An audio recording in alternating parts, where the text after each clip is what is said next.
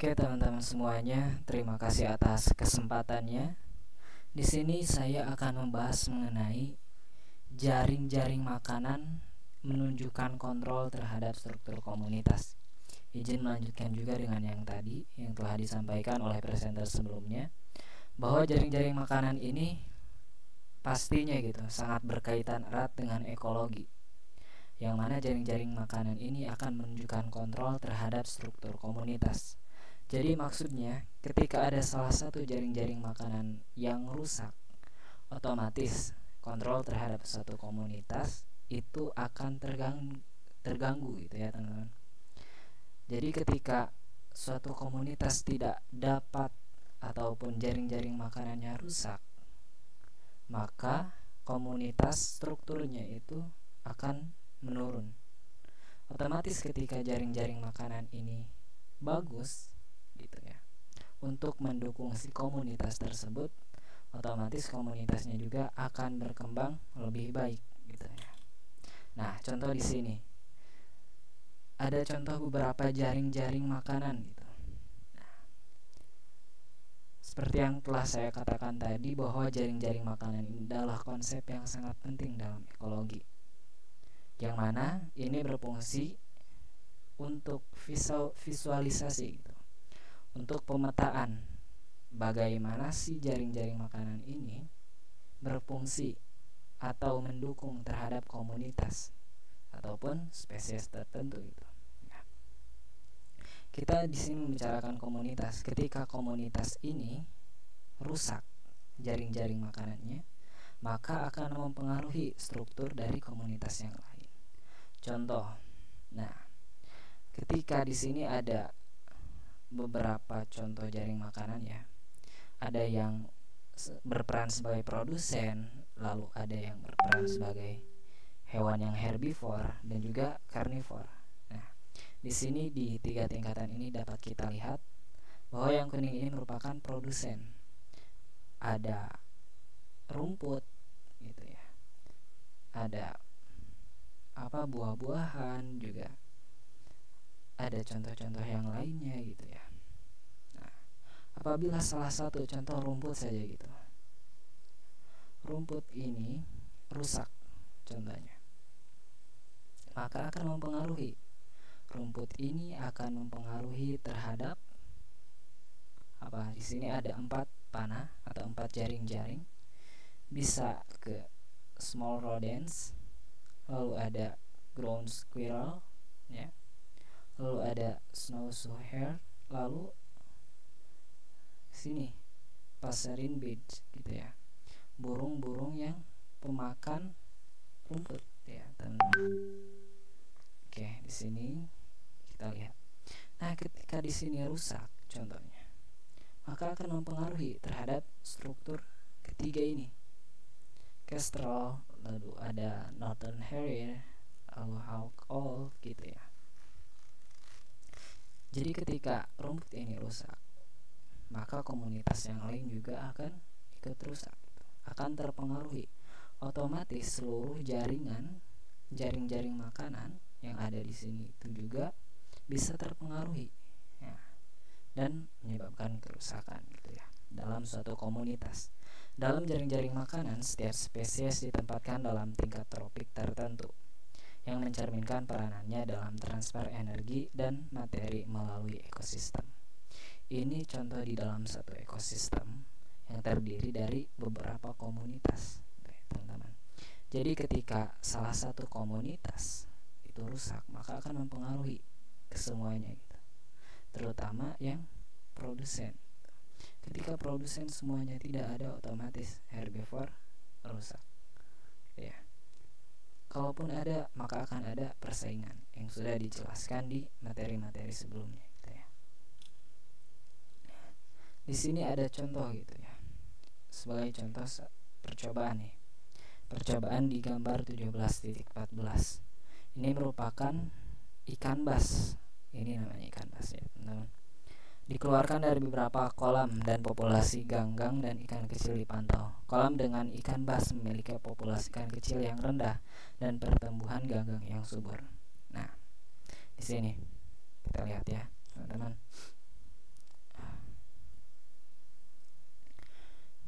ketika di sini itu menjelaskan bahwa pertumbuhan ganggang akan meningkat pesat ketika apa? Ketika ikan-ikan kecil ini dimangsa oleh ikan bas. Ikan bas ini merupakan ikan predator ya teman-teman. Sedangkan ikan kecil tadi yang memakan ganggangnya gitu. Otomatis ketika ikan bas ini banyak gitu ya, otomatis ikan-ikan kecil ini akan dimangsa oleh si ikan bas, sehingga populasi dari ganggang ini menerus ya, tingkat pertumbuhannya akan semakin cepat ataupun pesat gitu ya. Lalu di sini ada sebuah kaskade tropik. Ini juga ada contoh nih.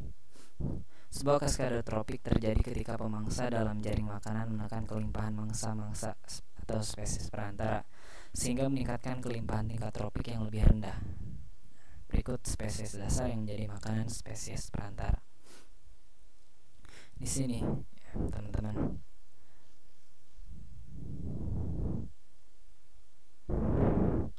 Di sini ada organisme yang autotrof gitu ya, yang bisa menghasilkan makanannya sendiri. Seperti apa? Seperti yang tadi, rumput-rumputan, pepohonan gitu. Itu bisa menghasilkan makanannya sendiri. Sehingga di sini dalam tingkatan kaskade gitu. Kaskade itu artinya tingkatan gitu. Kaskade trofik. Nah, ketika pemangsa ataupun jaring-jaring makanan ini berfungsi dengan baik, contohnya autotrof ini baik gitu, maka ke atasnya juga sampai ke top predator paling atas ini juga akan baik gitu. Nah, sehingga ketika tidak ada top predator, contoh nih di gambar yang B, top predatornya itu hilang, maka herbivore populasinya akan semakin besar, sedangkan autotrof ini semakin mengecil gitu. Karena herbivore yang terlalu besar, otomatis organisme autotrofnya menjadi sedikit gitu ya, teman-teman. Sehingga ketika autotrof ini hilang ataupun sudah tidak tersisa, maka herbivore ini tidak akan bisa bertahan gitu ya, teman-teman. Jadi itulah yang dimaksud dengan jaring-jaring makanan ini menunjukkan kontrol terhadap struktur komunitas. Oke, kita lanjut. Selanjutnya, pengaruh heterogenitas lingkungan terhadap keragaman komunitas. Apa sih maksudnya gitu? Bahwa lingkungan yang heterogen atau yang banyak jenisnya atau banyak macamnya, ini akan berpengaruh terhadap keragaman komunitas. Kita lihat. Oke. Pengaruh heterogenitas lingkungan terhadap keragaman komunitas merupakan topik yang sangat penting dalam ekologi. Mengapa demikian? Pengaruh heterogenitas ini menjadi penting karena lingkungan yang beragam memainkan peran kunci dalam membentuk pola distribusi spesies dan keanekaragaman hayati di berbagai skala gitu ya. Heterogenitas lingkungan mengacu pada variasi spasial dan temporal dalam faktor-faktor lingkungan seperti struktur lahan, tekstur tanah, kelembaban, cahaya, dan nutrien di suatu wilayah atau ekosistem. Oke, gini teman-teman. Jadi setiap lingkungan yang heterogen ini akan merubah langsung gitu. Akan ada pengaruhnya terhadap keragaman komunitas. Contohnya di sini pada figur atau pada foto 17.6, bahwa ini itu merupakan suatu penelitian yang luasnya 0,5 hektar. Di dalam lapangan itu mengungkapkan variasi spasial yang cukup besar. Yang satu lebih besar, yang satu lebih kecil dalam kebebanan tanah dan nitrat pada skala spasial 17.16. Pada gambar ini menjelaskan bahwa ketika di sini tingkat kesuburannya tinggi, Contohnya yang apa?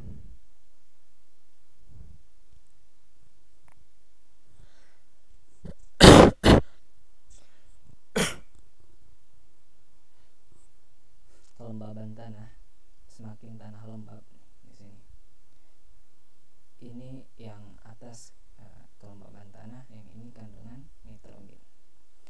Nah, ketika kelembaban tanahnya rendah, daires ini otomatis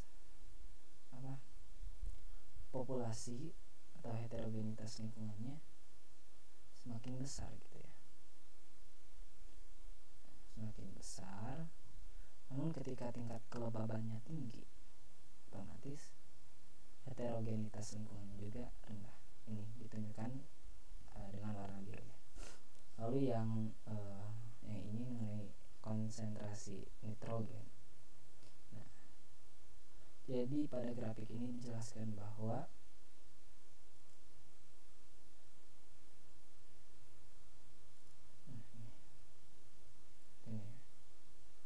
ini high highs, ini lows. Nah, ketika kandungan nitrogennya tinggi, ini biru pekat,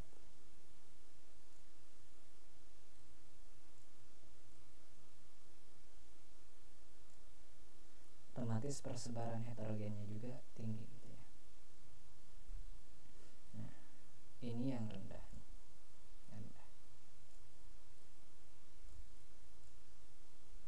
Ketika rendah, dia juga akan tinggi gitu. Tingkat heterogennya tinggi teman-teman. Tapi perlu kita catat bahwa ini itu dapat heterogen karena tumbuhan yang ada di dalamnya juga sesuai gitu ya teman-teman dengan yang ada di lingkungannya. Oke, selanjutnya, salah satu dampak utama dari heterogenitas lingkungan adalah peningkatan keragaman spesies dalam suatu komunitas. Dengan membandingkan kedua indeks tersebut, MacArthur menemukan hubungan yang kuat antara keanekaragaman spesies burung dan indeks keanekaragaman tinggi dedaunan untuk berbagai komunitas.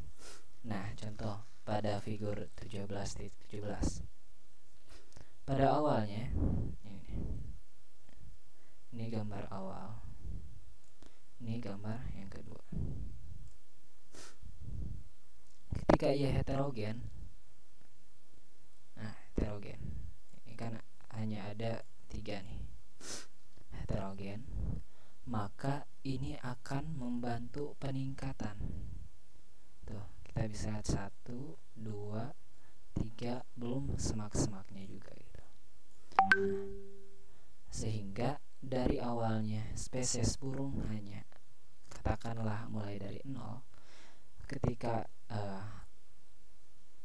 keragaman spesiesnya gitu di dalam suatu komunitas ini bertambah di gambar yang kedua contohnya ini, maka populasi burung juga akan meningkat pesat. Karena apa? Karena di dalamnya komunitas ini heterogen gitu. Sehingga banyak juga populasi di dalamnya ya. Lanjut. Oke. Dampak utama dari heterogenitas lingkungan adalah peningkatan keragaman spesies dalam suatu komunitas. Ini disebabkan oleh berbagai faktor. Di sini dijelaskan bahwa ada beberapa faktor yang dapat mendukung keanekaragaman spesies dalam satu komunitas dalam lingkungan yang heterogen. Yang pertama, variasi lingkungan. Yang kedua, heterogenitas lingkungan. Lalu yang ketiga, heterogenitas lingkungan juga dapat meningkatkan interaksi antar spesies. Variasi lingkungan menciptakan beragam habitat atau mikrohabitat yang berbeda di dalam suatu wilayah. Jadi ketika suatu wilayah itu bervariasi, semuanya ada di wilayah tersebut, maka variasi lingkungan ini, variasi yang tadi akan menciptakan beragam habitat ya. Jadi banyaklah habitatnya gitu ya teman-teman. Jadi semakin bervariasi lingkungan, semakin besar juga polanya gitu untuk lingkungan itu heterogen. Nah, gitu ya teman-teman. Lalu yang kedua, heterogenitas lingkungan mempromosikan spesialis spesies. Semakin heterogen suatu wilayah atau suatu lingkungan, itu spesies spesialisnya juga akan terpromosikan gitu. Jadi misal ada hal-hal khusus di sana gitu ya teman-teman. Heterogenitas lingkungan juga dapat meningkatkan interaksi antara spesies. Nah, gitu ya. Reed menemukan korelasi positif yang signifikan antara relasi dari kekayaan spesies lebah dan kekayaan spesies lebah. Gambar 17.18. Lalu ketersediaan sumber daya dapat mempengaruhi keanekaragaman tanaman dalam komunitas. Maksudnya apa gitu? Nah, sumber daya alam adalah faktor yang sangat penting ya teman-teman dalam memengaruhi keanekaragaman, baik itu keanekaragaman tanaman dalam suatu komunitas ataupun hal-hal yang ada di dalamnya. Contoh pada gambar 17.19. Nah, semakin tinggi sumber daya, semakin banyak juga spesies yang ada di dalamnya. Contoh ini dimulai dari skalanya 30 tingkat ketersediaan sumber dayanya. Ketika sumber dayanya turun, panah yang biru, otomatis keanekaragamannya juga menurun. Yang awalnya banyak menurun. Nah, apa saja gitu faktornya, ataupun apa saja sumber daya yang dibutuhkan gitu untuk meningkatkan spesies. Tanaman yang meliputi nutrisi, air, cahaya, matahari, ruang hidup, dan faktor-faktor lingkungan lainnya yang mempengaruhi kemampuan tanaman untuk tumbuh, berkembang, dan bereproduksi. Jadi sumber daya ini penting ya teman-teman. Ketika banyak sumber daya, maka akan banyak juga kehidupan. Namun ketika sumber dayanya sedikit, maka tidak akan banyak juga spesies yang bereproduksi dan berkembang biak gitu ya. Reed menemukan korelasi positif yang signifikan antara kekayaan spesies lebah dan kekayaan korelasi spesies lebah. Kekayaan spesies lebah indeks komposit kesuburan tanah. Nah, ini sesuai dengan kesuburan tanah. Semakin tanahnya subur, populasi lebahnya semakin baik. Sedangkan turun kesuburan tanahnya, otomatis lebahnya juga turun. Karena lebah ini untuk makanannya adalah nektar ya, nektar bunga itu. Otomatis kesuburan tanah itu sangat berpengaruh terhadap persebarannya. Selanjutnya, pengaruh ketersediaan sumber daya terhadap keanekaragaman tanaman. Ketersediaan sumber daya mempengaruhi kompetisi antara tanaman. Ketersediaan sumber daya dapat mempengaruhi pola keberadaan dan distribusi tanaman dalam suatu habitat. Nah, ini nih. Dalam satu kasus pada gambar 17.20, jumlah spesies berkurang karena pemupukan dan lahan yang paling banyak dipupuk didominasi oleh hanya beberapa spesies rumput. Ya teman-teman. Jadi ketika suatu lahan dipupuk nih, misal pupuknya pupuk khusus, otomatis tingkat kesuburan suatu tanaman juga akan tinggi, tapi kesuburan tanaman lain akan rendah gitu ya. Penting untuk diingat bahwa pengaruh ketersediaan sumber daya terhadap keanekaragaman tanaman dapat sangat bervariasi tergantung pada konteks lingkungan dan faktor-faktor lainnya yang mempengaruhi dinamika ekologi suatu wilayah. Di beberapa situasi, peningkatan ketersediaan sumber daya mungkin meningkatkan keanekaragaman tanaman dan menyediakan peluang untuk pertumbuhan dan reproduksi yang lebih luas. Itu ya. Jadi itu yang dimaksud dengan sumber daya alam ini, ataupun sumber daya ini mempengaruhi struktur satu komunitas. Jadi semakin bagus sumber daya yang ada di dalamnya, semakin bagus juga struktur ataupun keadaan di dalam suatu komunitas. Sedangkan apabila buruk sumber dayanya ataupun kurang, maka ke atasnya ataupun ke bawahnya juga akan kurang gitu ya teman-teman. Sekarang kita akan membahas mengenai dinamika komunitas. Apa sih maksudnya gitu? Nah, di sini bahasan yang pertama atau subbab pertama yaitu mengenai perubahan struktur komunitas melalui waktu. Suatu komunitas dapat berubah ya teman-teman. Perubahannya ini salah satunya dapat melalui waktu. Bagaimana sih waktu merubah struktur komunitas? Kita akan bahas sekarang. Nah, perubahan struktur komunitas melalui waktu. Struktur komunitas merujuk pada komposisi spesies, kelimpahan relatif, dan interaksi antar spesies. Contoh ya, teman-teman. Dalam gambar 18.1. Ini kita lihat perubahan dari waktu ke waktunya ya. Ini di sini adalah zaman dahulu ya. Bilang saja zaman dahulu. Ini zaman sekarang dan ini masa yang akan datang. Masa lalu, masa yang sekarang, masa yang akan datang. Nah, perbaikilah masa lalumu untuk memperbaiki masa depan atau masa yang sekarang, dan perbaikilah masa sekarang untuk membuat masa depanmu lebih baik. Itu ya teman-teman, pelajaran yang dapat diambil gitu ya dari gambar ini. Oke, di sini awalnya yang tumbuh hanya semak-semak, perdu ya teman-teman. Yang tumbuh hanya semak-semak, perdu, dan rumput-rumput. Nah, seiring berjalannya waktu, tanaman ini yang awalnya hanya segelintir dan kecil, ini akan berubah gitu, seiring berjalannya waktu menjadi besar. Namun perubahan ini juga di materi sebelumnya dapat disebabkan karena sumber dayanya baik. Kalau sumber dayanya buruk, tidak akan gitu ya teman-teman. Otomatis ketika tumbuh besar, berubahlah gitu ya menjadi tanaman-tanaman tinggi.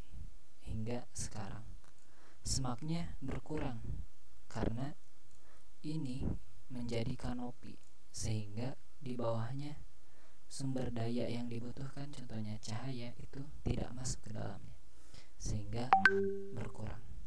Itu yang dinamakan perubahan struktur komunitas melalui waktu, itu seperti itu ya teman-teman. Lalu selanjutnya di sini ada beberapa faktor. Yang pertama faktor lingkungan, contohnya perubahan iklim, ketersediaan sumber daya, kebakaran, banjir, pemanasan global, dan lain sebagainya gitu ya. Nah, lalu selanjutnya faktornya interaksi antar spesies, persaingan, predasi, mutualisme. Ini sudah dibahas di materi sebelumnya, dan ini juga untuk faktor-faktornya sudah dibahas di materi sebelumnya.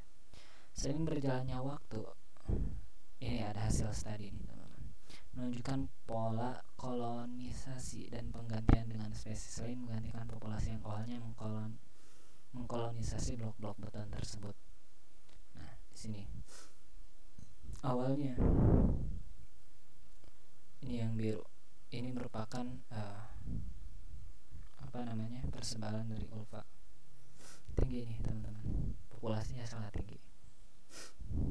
Namun seiring berjalannya waktu dengan beberapa faktor yang tadi, ini terkalahkan karena terbentuk berbagai macam kanopi gitu, ataupun ada yang mempengaruhi. Ini dari Gartina canaliculaata.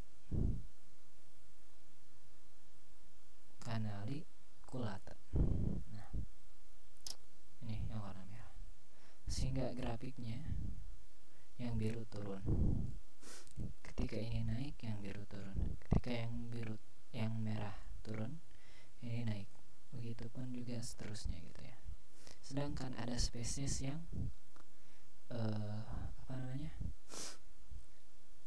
tidak terpengaruhi ini yang hijau nih, peningkatannya hanya beberapa persen saja gitu, sedangkan yang lainnya peningkatannya tinggi. Nah, itu ya teman-teman, itulah yang disebutkan dengan dinamika suatu populasi ini atau dinamika suatu komunitas gitu ya. Dinamika komunitas ini berubah seiring berjalannya waktu gitu ya. Perubahan struktur komunitas tidak selalu bersifat linier atau terduga. Jadi kita tidak dapat menebak ya teman-teman, bahwa perubahan itu dengan ketersediaan seperti ini berubahnya akan seperti itu. Kita tidak bisa menebak itu gitu ya. Karena ada beberapa faktor yang itu di luar kehendak dan juga di luar kemampuan kita gitu, teman-teman. Contohnya di grafik ataupun di gambar 18.3 ini. Lalu selanjutnya, suksesi primer terjadi pada substrat yang baru terpapar. Apa maksudnya gitu?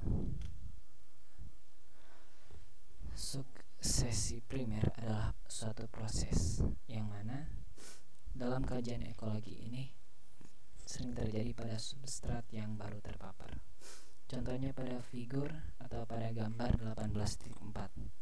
Ini merupakan contoh bahwasanya ada angin yang membawa pasir pada keterangannya dalam dari di sini ada keterangannya dari 25 tahun ke 440 tahun ya. Ini adalah pasir yang dibawa oleh angin sehingga menumpuk, teman-teman. Menumpuk, berubahlah. Nah, di sini beach grass. Nah, pasir pantai. Ini yang warnanya orange gitu ya. Pasir pantai ketika awal periode ini menjadi tinggi ini. Tinggi ketika awal. Namun ketika akhir turun dan yang lainnya menjadi tinggi. Contohnya ada di sini, ada tumbuhan konifer. Ketika pasir ini berubah dan turun, tidak ada tambahan lagi. Konifer ini naik, terus naik, meningkat gitu ya teman-teman. Karena konifer ini diuntungkan gitu ya. Semakin tinggi substratnya ini kan tinggi nih, dan tidak ada perubahan, otomatis konifer ataupun tumbuhan konifer ini akan mendominasi karena ada tempat baru yang dia butuhkan untuk ditinggal gitu ya. Tapi perubahan ini membutuhkan waktu yang sangat lama. Itulah yang disebutkan bahwa suksesi primer ini terjadi pada substrat yang baru terpapar. Substratnya apa di sini? Pasir pantai. Nah, itu ya. Suksesi primernya adalah konifer yang tadi itu ya teman-teman. Sehingga ketika konifer tinggi otomatis ini hardwoods gitu ya. Pohon-pohon berkayu juga akan mulai tumbuh karena ini sudah mulai subur, sudah mulai heterogen, sudah mulai cocok dan sesuai gitu. Itu akan meningkat. Contohnya, suksesi primer terjadi pada substrat yang baru terpapar. Nah, selama 200 tahun terakhir, ini glasternya ya teman-teman pada gambar A.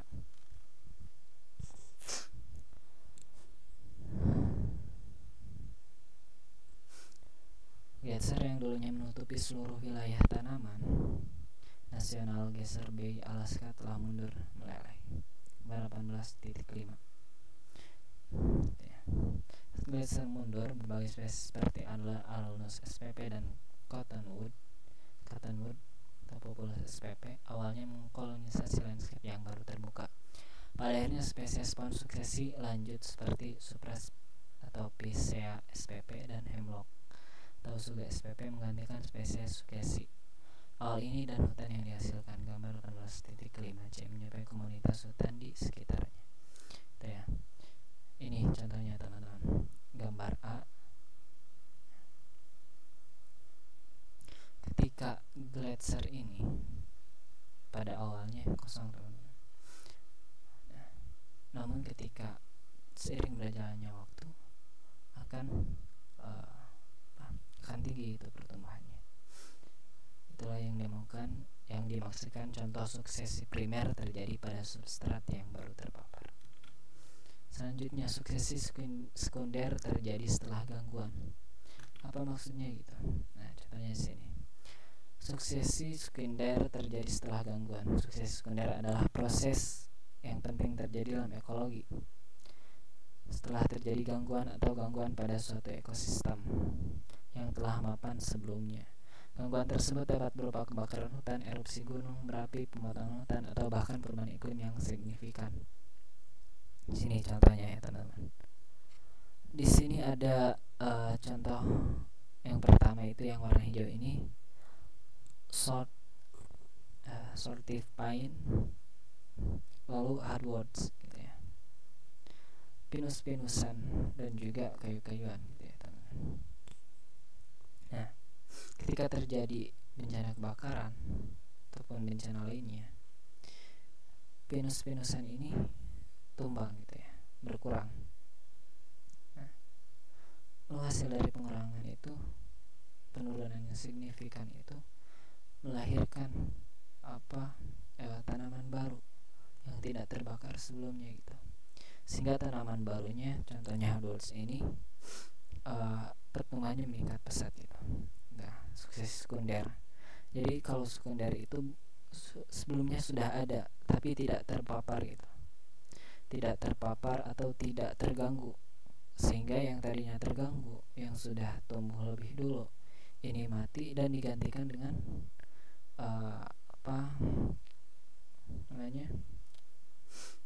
tanaman yang baru gitu ya, tanaman yang tidak terganggu sebelumnya gitu ya. Di sini contoh lagi, proses suksesi sekunder setelah gangguan di hutan Ganggang Laut Subtidal di Top Bay, Alaska. Contohnya ini teman-teman, tahun pertama, tahun kedua, dan tahun ketiga. Nah, ketika di sini contohnya adalah gangguannya ini, jika kita lihat ya teman-teman, arus laut yang sangat tinggi ya, otomatis contohnya di sini Costaria, Costata gitu ya. Ini tanamannya awalnya banyak, ketika terkena arus laut yang tinggi, ini hilang. Begitu juga dengan alaria, hilang. Namun setelah lama, di tahun ketiga, laminaria yang awalnya hanya kecil ataupun bahkan pada tahun pertama tidak ada, ini akan tumbuh gitu ya, akan tumbuh dan lebih karena gangguannya tidak mengganggu maka pertumbuhannya semakin tinggi gitu ya. Itu proses sukses sekunder setelah terjadi gangguan. Selanjutnya, erosi di sisi hilir dari celah-celah ini menghasilkan gangguan lokal yang disebut blowouts. Jadi ketika erupsi, tentu saja ini mempengaruhi dinamika populasi di dalamnya. Nah, pada gambar ini seperti yang tadi di materi sebelumnya gitu ya teman-teman. Bahwasanya makroalga rhizopitik yang terutama terdiri dari spesies Halimeda dan Penicillus awalnya mengkolonisasi situs-situs yang terganggu. Awalnya terganggu.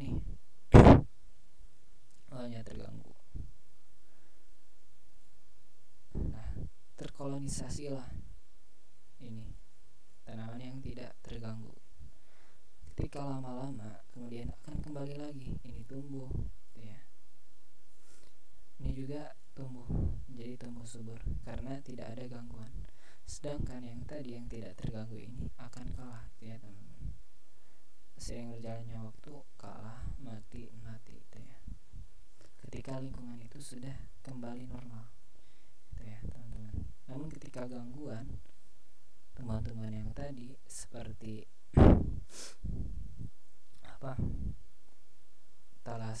Thalassia testudinum yang awalnya tidak ada menjadi tumbuh kembali.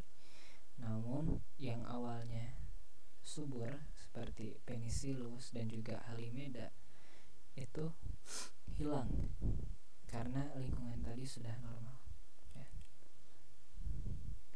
Studi tentang suksesnya memiliki sejarah yang kaya akan sejarah. Maksudnya apa?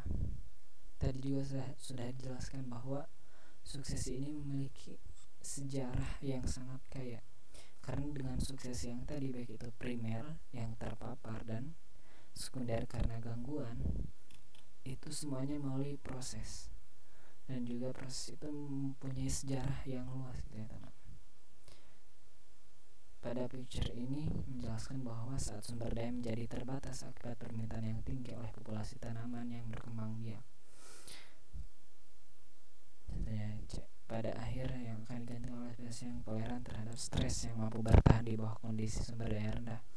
Pola perubahan dominasi dalam strategi tanaman sebagai respon terhadap perubahan kondisi lingkungan ditunjukkan dalam gambar 18.10. Oke, white ya teman-teman.